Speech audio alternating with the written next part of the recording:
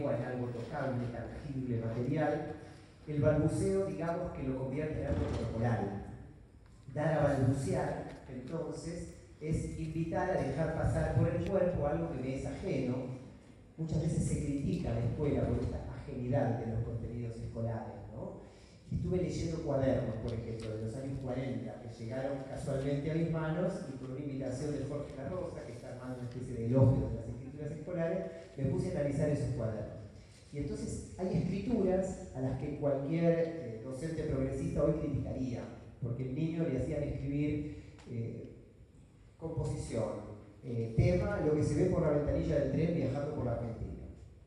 Entonces el niño ponía, a través del cristalino vidrio, observo la magnificencia de los campos centrales, florece la agricultura y la ganadería, bueno, y cosas así. Entonces uno dice, epa, este muchacho no está hablando con sus propias palabras, está repitiendo como lorito algo que espera que el docente lea, etc. Pero al mismo tiempo, qué bueno que no está hablando con sus palabras de todos los días, cotidianas, qué bueno que no está en la calle siendo él mismo y no otra cosa, qué bueno que está en la escuela y puede balbucear otra lengua, utilizar otros vocabularios, aunque sea como un juego, por un momento. La escuela nos saca de nosotros mismos y de alguna manera nos invita a explorar otros horizontes, otras estéticas, otras sensaciones. Entonces creo que en el balbuceo hay una puerta de entrada pedagógica a esto. Hay dos parentescos etimológicos que me llamaron la atención en la palabra balbuceo. Proviene de la misma voz latina que da lugar a la palabra bárbaro y a la palabra bobo. Ahora está de moda, gracias a Messi, la palabra bobo. Pero bárbaro es precisamente el que no se le entiende cuando habla, el salvaje además, ¿no? Es civilización o barbarie, es una palabra antieducativa, bárbaro. Y bobo, bueno, ya sabemos, es el que no es inteligente, ¿no? Anda para allá, bobo. Entonces, es curioso que una palabra con primos tan antieducativos sea tan oportuna, pienso, para pensar esto del balbuceo del mundo. Y por último, pensar la conversación en el aula como una conversación balbuceante y como una conversación. Digo, las conversaciones que se tienen en el aula nos modifican profundamente. Todos acá seguramente tuvieron la experiencia de pasar por la escuela, por la secundaria, muchos por la universidad o por el profesorado, y uno sale recibido de algo, convertido, por ejemplo, en profesor de matemática. ¿Cuál es la diferencia entre un profesor de matemática y un no profesor de matemática? Que el profesor de matemática se pasó 4 o 5 años teniendo conversaciones acerca de la matemática, conversaciones con otros, y no hablaban de mí, o de vos, o de cómo está el día, o de los amigos o enemigos que somos, hablaban de la matemática. Una conversación acerca de una tercera cosa que no viene a resolver un problema, que no viene al caso.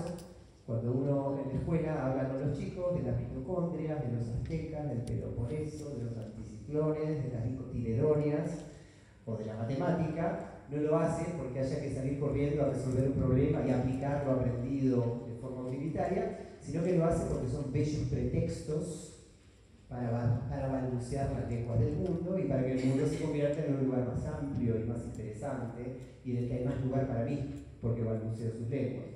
Entonces, desde esta perspectiva, las conversaciones del aula son conversaciones que nos modifican profundamente, son conversaciones de las que no salimos iguales, porque se sostienen en el tiempo, porque se hacen con un libro en la mano, porque se hacen porque sí, y porque se hacen entre perfectos desconocidos como nosotros, que estamos aquí, no nos conocemos, después de esto también no volvamos a hablar nunca más, y sin embargo por estos minutos nos sentimos como mejores amigos, hablamos en confianza, en gran confianza, y eso no existe fuera de un aula.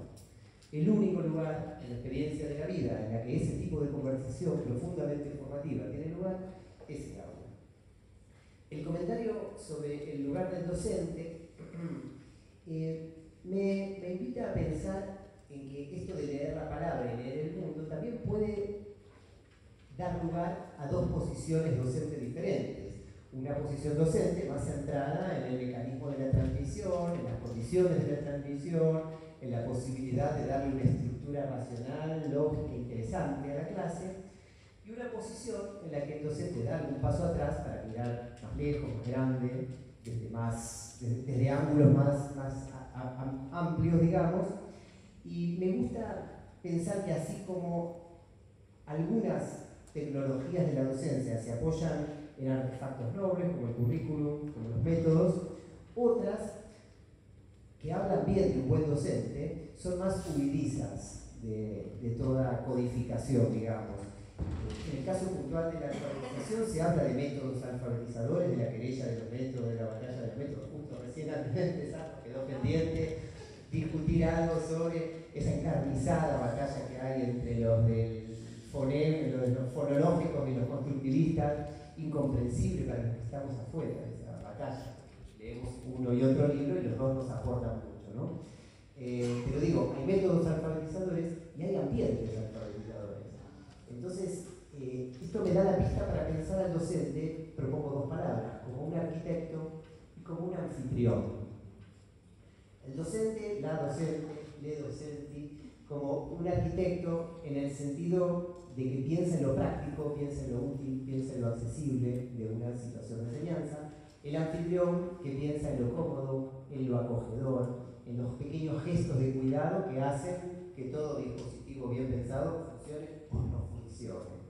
El arquitecto en el sentido de que planifica la clase, como un arquitecto planifica una construcción, un edificio, que traza un mapa de tiempos y de espacios para la clase. El anfitrión en el sentido de que piensa en términos más de la experiencia y no piensa como un mapa sino como un territorio, como suele decirse que el mapa no es el territorio, ¿no? Arquitecto porque necesita tener una planificación y no ser un improvisado y no ser ineficaz por omisión. Anfitrión porque va a haber un encuentro humano, único e irrepetible, y entonces no es cosa de ser indiferentes o insensibles a ese carácter singular del encuentro. Arquitecto para construir, anfitrión para estar dispuesto a deconstruir, anfitrión para usar las herramientas adecuadas, arquitecto para usar las herramientas adecuadas, anfitrión para prestarle atención a lo que importa más allá de las herramientas y para prevenirnos de que las herramientas no terminen utilizándonos a nosotros, como pasa muchas veces con las herramientas tecnológicas. Creo entonces que el encuentro entre las infancias y las lenguas merece ambas cosas. Una previsión sensata, bien informada, de tiempos, de espacios, de métodos, y también, por supuesto, una sensibilidad fina respecto de qué, para qué es esa lengua que se está dando a balbucear. Por último, quisiera hacer un comentario sobre aquello a lo que llamamos mundo, ese mundo que damos a leer, y que la idea de mundo es una idea muy grande, tal vez junto con el universo, las ideas más grandes que existen, pero que la idea de mundo en la escuela es una idea que puede enfocarse, y acá leo un poquito, toco en la biblioteca el libro Defensa de la Escuela de Martin Simons y Jean Magellan. Si no lo leyeron, aprovechen que están en la feria del libro y vayan al que es Miño y Dávila, ¿no? A Miño y Dávila a comprarlo. La idea de mundo no es todo lo que se ve por la ventana o todo lo que se ve por la pantalla, sino que el mundo es, y sigo aquí a Jorge La Rosa, es todo aquello que me importa, todo aquello que tiene algo que ver conmigo, todo aquello que no me es indiferente, todo aquello que de alguna manera, por bien o por mal, me compromete. Las cosas que me indignan forman parte de mi mundo, las cosas que me maravillan forman parte de mi mundo, las cosas que despiertan mi sensación de injusticia y quiero reaccionar forman parte de mi mundo, las cosas que agradezco con el corazón forman parte de mi mundo. Lo que no forma parte de mi mundo es lo que ni sé que existe. Es aquello cuya naturaleza desconozco por completo, es aquello con lo que jamás me crucé y sospecho que me podría cruzar. Ese no mundo es el que la escuela va conquistando y va reduciendo y lo va convirtiendo el mundo a medida que da a balbucear las lenguas del mundo en una especie de pintoresca varieté, porque si uno está en sexto grado, uno llega y primero descompone oraciones, después saca flechitas de la planta y le pone los nombres, después ve las eras geológicas del planeta Tierra, después juega al quemado en la clase de educación física. Entonces se parece a una varieté. Ese carácter de varieté muchas veces ha sido criticado porque se supone que el currículum con sus casilleros, de alguna manera es enciclopedista y fragmenta el saber, y lo pone en cajoncitos y todo eso que ya escuchamos muchas veces, pero por otro lado es una de las maneras, tal vez no la única, tal vez no la mejor. Todo método de enseñanza, finalmente, el método por proyecto, proyectos de enseñanza de unidades didácticas en el nivel inicial, de donde yo vengo, difieren de esa varieté y le dan un carácter más holístico. Pero en cualquier caso son todos hermosos artificios para que los estudiantes no perciban como ajeno o demasiado artificioso algo que es, por suerte, ajeno y artificioso porque es anterior, porque está allí y la idea es poder tocarlo con la escritura, tocarlo con la lectura, tocarlo con la palabra. Hay una distinción muy bonita que hace el filósofo español Santiago Albarrico. Si no han leído nada de Albarrico, les sugiero alguna lectura. Hay mucho online, él publica en la revista Rebelión. Tiene, por ejemplo, un hermoso texto que se llama Elogio del Aburrimiento. Yo empezaría por ahí. Arranca el texto diciendo: hay dos maneras de que alguien no piense. Una, someterlo a un trabajo agotador bajo el yugo de la explotación, ahí no puede pensar. La otra, que esté todo el tiempo divertido, ahí tampoco piensa.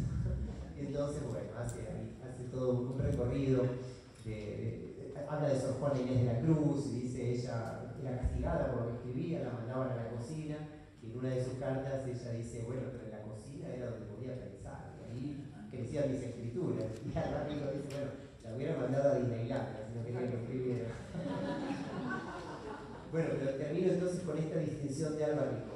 Él dice, todas las cosas del mundo pueden dividirse en cosas de comer, cosas de usar y cosas de mirar.